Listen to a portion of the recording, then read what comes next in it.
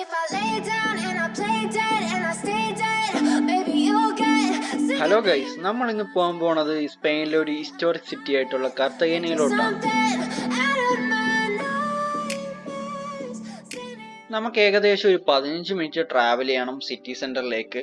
നമ്മളുടെ oil terminal ആയതുകൊണ്ട് സിറ്റിയിൽ നിന്ന് ഒരുപാട് മാറി ഒരു മൗണ്ടൻസിന്റെ ഇപ്പുറത്താണ് നമ്മളെ പോർട്ടുള്ളത്. അതുകൊണ്ട് ഒരുപാട് ടണൽസും ഈ മലയുടെ ഇടയിൽ കൂടെയൊക്കെയാണ് റോഡ്.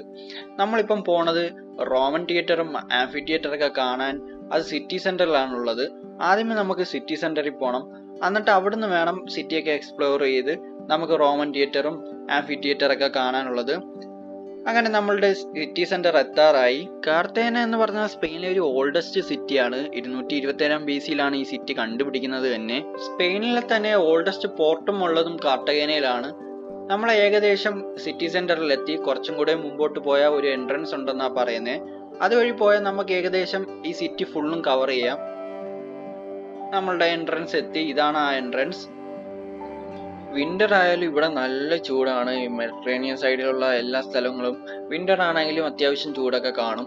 ആദ്യം നമുക്കൊരു പാലസ് കാണാൻ പോകണം. ഇവിടെ അടുത്തൊരു പാലസ് ഉണ്ടെന്ന് പറയുന്നുണ്ട്. ഇതാണ് ആ പാലസ്. നല്ല അടിപൊളി പാലസ് ആണ്. ഞാൻ ഫ്രണ്ടിൽ നിന്നുള്ള വ്യൂ കാണിച്ചു തരാം. ക്രിസ്മസ് ആയതുകൊണ്ട് അതിൻ്റെതായിട്ടുള്ള എന്തൊക്കെയോ പരിപാടികളൊക്കെ ഉണ്ട്. അതിൻ്റെ ഒരുക്കങ്ങളാണ് ഇവിടെ നടക്കുന്നത്. അതൊക്കെ നമുക്ക് പോയിട്ട് വരുമ്പം കാണാം. അങ്ങനെ ആ പാലസ് കണ്ട് നമ്മൾ അടുത്ത സ്പോട്ടിലോട്ട് പോയാണ്. നല്ല അടിപൊളി വാക്ക് വേ ആണ്. മാർബിൾസ് ഒക്കെ ഇട്ട നല്ല ക്ലീൻ സിറ്റിയാണ് കാർത്തഗേന. കാരണം ഒരുപാട് ടൂറിസ്റ്റ് വരുന്ന സ്ഥലമാണ് കാർത്തഗേന. കുറച്ചും കൂടെ മുമ്പോട്ട് പോകുമ്പോൾ ഒരു ക്രൂസ് ഷിപ്പ് ടെർമിനൽ ഉണ്ട്. കൂടുതലും പേരും ഷിപ്പ് വഴിയാണ് മറ്റു രാജ്യങ്ങളിൽ നിന്നും ഈ ഹിസ്റ്റോറിക് സിറ്റി കാണാൻ വരുന്നത്. ഇപ്പൊ നമ്മൾ എത്തിയിരിക്കുന്നത് ഇവിടുത്തെ മെയിൻ ഒരു സ്ഥലത്താണ്. ഇവിടെയാണ് കൂടുതലും പേരും ഷോപ്പിങ്ങിന് വേണ്ടി വരുന്നത്. ഒരുപാട് കഫേസും ഇതേ കണക്കുള്ള ഓരോ സ്കൾപ്ചറും പല സ്ഥലത്തായിട്ടുണ്ട്. ഇതിന്റെയൊക്കെ പിന്നിൽ ഒരുപാട് സ്റ്റോറീസും ഉണ്ട്. ഈവനിങ് ടൈം ആയതുകൊണ്ട് ഒരുപാട് ഡോഗ്സിനെയൊക്കെ കാണാൻ പറ്റി. നമ്മളെ നാട്ടിലെ ബ്രീഡിനെ കണക്കൊന്നുമല്ല. ഇവരൊക്കെ ഭയങ്കര കൂളാണ്. എത്ര അടുത്ത് നിന്നാലും പ്രശ്നമൊന്നുമില്ല. അങ്ങനെ കഫേ കയറി കോഫിയൊക്കെ കുടിച്ച് അടുത്ത സ്പോട്ടിലോട്ട് പോയി. ഇതാണ് ഞാൻ നേരത്തെ പറഞ്ഞ ക്രൂസ് ഷിപ്പിന്റെ ടെർമിനൽ. ഷിപ്പ് വരുന്ന ടൂറിസ്റ്റുകളൊക്കെ ഇവിടെയാണ് വന്ന് ഇറങ്ങുന്നത്. ഇവിടെ നിന്ന് നോക്കിയാൽ കാണാം അവർ വന്ന ഷിപ്പ്. പിന്നെ ഒരുപാട് ബോട്ട്സും ഇവിടെ കിടപ്പുണ്ട്. സ്പെയിൻ്റെ ഒരു നേവൽ ബേസും കൂടിയായിരുന്നു കാർത്തഗേന. അമേരിക്കൻ ഫ്രാൻസ് വാറിൽ ഫൈറ്റ് ചെയ്ത ഹീറോസിന് വേണ്ടി മോണ്യുമെന്റ് ഓഫ് ഹീറോസ് കാർത്തഗേന സിറ്റിയുടെ ഫ്രണ്ടിൽ തന്നെ അവർ വെച്ചിട്ടുണ്ട്.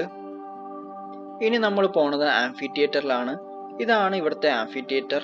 ഇതെന്തിനാണെന്ന് ഞാൻ പറയാം. ലാസ്റ്റ് ടാരഗോണയിൽ പോകുന്നുണ്ട്. അവിടെ ആംഫി തിയേറ്റർ ഉണ്ട്. അപ്പം ഞാൻ ഡീറ്റെയിൽ ആയിട്ട് ഇത് എന്തിനു വേണ്ടിയിട്ടുള്ളതാണെന്ന് പറയാം.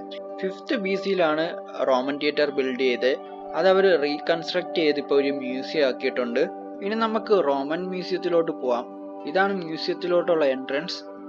5th BC-യിലോട്ട് പുറകോട്ട് പോകണമെന്ന് തന്നെ പറയാം. കാരണം ആ കാലത്തുണ്ടാക്കിയ പോട്ട്സും പ്ലേറ്റ്സും അന്നത്തെ കൺസ്ട്രക്ഷനും അന്നത്തെ ആർട്ട് വർക്ക്സ് എല്ലാം ഇവർ കളക്ട് ചെയ്ത് ഇവിടെ വെച്ചിട്ടുണ്ട്. നമുക്ക് ഓരോന്നായിട്ട് കാണാം. ഇതൊക്കെ അന്നത്തെ കൺസ്ട്രക്ഷൻ്റെ ഓരോ എക്സാമ്പിൾ ആണ്. പിന്നെ ഇവിടെ ഒരുപാട് സ്റ്റോൺസിൽ കൊത്തിവെച്ച ഓരോ സ്കൾപ്ചറൊക്കെ ഉണ്ട്. നമുക്ക് അടുത്തോട്ട് പോയി കാണാം. ഡീറ്റെയിൽ ആയിട്ട് നോക്കിയാൽ ഒരു സ്റ്റോണിൽ തന്നെ ഒരുപാട് ഇത് കൊത്തിവെച്ചിരിക്കുന്നത് നമുക്ക് കാണാൻ പറ്റും. ഇത് ഓരോന്നും ഓരോ ടൈപ്പാണ്. പല സ്റ്റോറിയിൽ ബേസ് ചെയ്താണ് ഇത് ഉണ്ടാക്കിയേക്കുന്നത്. ഇത് മാർബിളിലാണ് ഇത് കൊത്തിവെച്ചിരിക്കുന്നത്. അത് കണക്ക് തന്നെ വലിയ സ്റ്റോൺസിലും ചെയ്തതും നമുക്ക് കാണാം. ഇതൊക്കെ പല പാർട്സും മിസ്സിങ് ആണ്. കാരണം ഇത്രയും പഴക്കമുള്ള സാധനം പല സ്ഥലത്തു നിന്നും കളക്ട് ചെയ്തുകൊണ്ട് വരുമ്പം ചില പാർട്സൊക്കെ മിസ്സിങ് ആവാം. എന്നാലും ഉള്ളത് അവർ കറക്റ്റായിട്ട് മെയിൻറ്റെയിൻ ചെയ്ത് ഇവിടെ വെച്ചിട്ടുണ്ട്. ഇനി അതൊക്കെ കണ്ടതിന് ശേഷം കുറച്ച് പെയിൻറ്റിങ്സിൻ്റെ സെക്ഷനിലോട്ട് നമ്മൾ വന്നിട്ടുണ്ട് പെയിൻറ്റിങ്സ് കാണാൻ. ഇതൊന്നും പഴയ പെയിൻറ്റിങ്സ് അല്ല, ഇതൊക്കെ മോഡേൺ ആർട്ടാണ്. ഈ മ്യൂസിയം റീബിൽഡ് ചെയ്തപ്പോൾ കെട്ടിയ ബിൽഡിങ്ങിലുള്ള പെയിൻറ്റിങ്സ് ആണ്. അപ്പം അത് പുതിയതായിട്ട് വെച്ചിരിക്കുന്നതായിരിക്കും.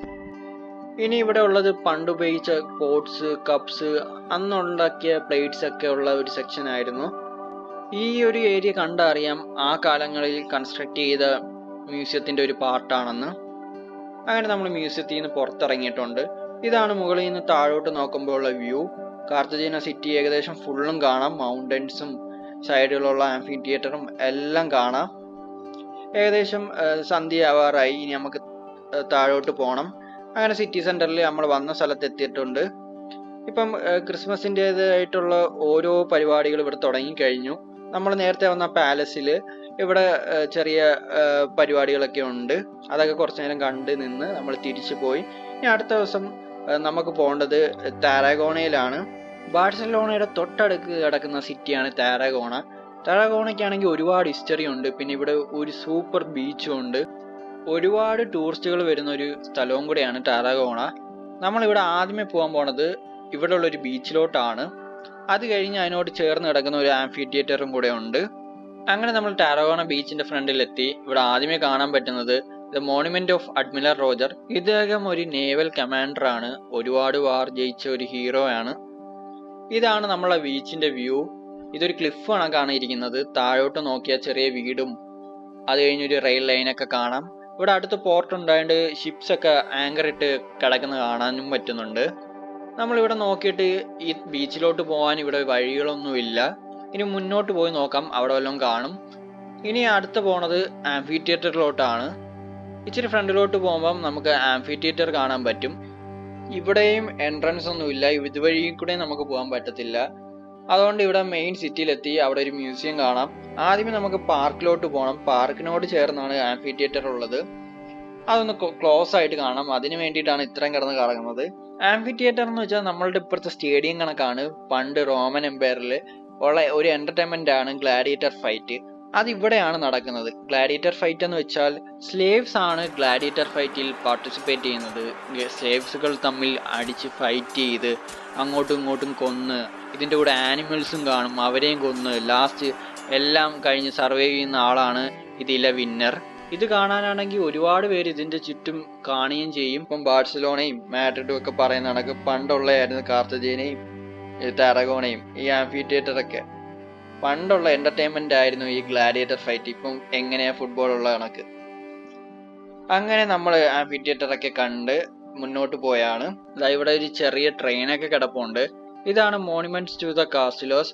240 പേരെങ്ങാണ്ടുണ്ട് ഇതില്. ഇനി ഞാൻ പോണത് റോമൻ സർക്കസിലോട്ടാണ്. ഞാൻ ഇപ്പൊ അതിന്റെ ഫ്രണ്ടിലാണ് ഉള്ളത്. ഇവിടെ ആയിരുന്നു പണ്ട് കാലങ്ങളിൽ സർക്കസ് ഒക്കെ നടന്ന സ്ഥലം. ഇതിന്റെ അകത്തൊന്നും ഞാൻ കയറിയില്ല. ഇത് ഇവിടെയുള്ള ഒരു ഓൾഡ് ചർച്ചാണ് ടാരഗോണയിലുള്ള. ഇതും കണ്ട് ഇവിടെ അടുത്തുള്ള ഒരു ഫേമസ് പാകിസ്ഥാൻ റെസ്റ്റോറൻറ്റിൽ നിന്ന് ഫുഡും കഴിച്ച് നമ്മൾ തിരികെ പോണെയാണ്. അങ്ങനെ ഇവിടെ ഫുള്ളും ക്രിസ്മസിന്റെ ഒരു വൈബാണ്. നമ്മൾ എന്തായാലും ഇന്ന് പ്ലാൻ ചെയ്താണെങ്കിൽ എല്ലാ സ്ഥലവും കവർ ചെയ്തിട്ടുണ്ട്.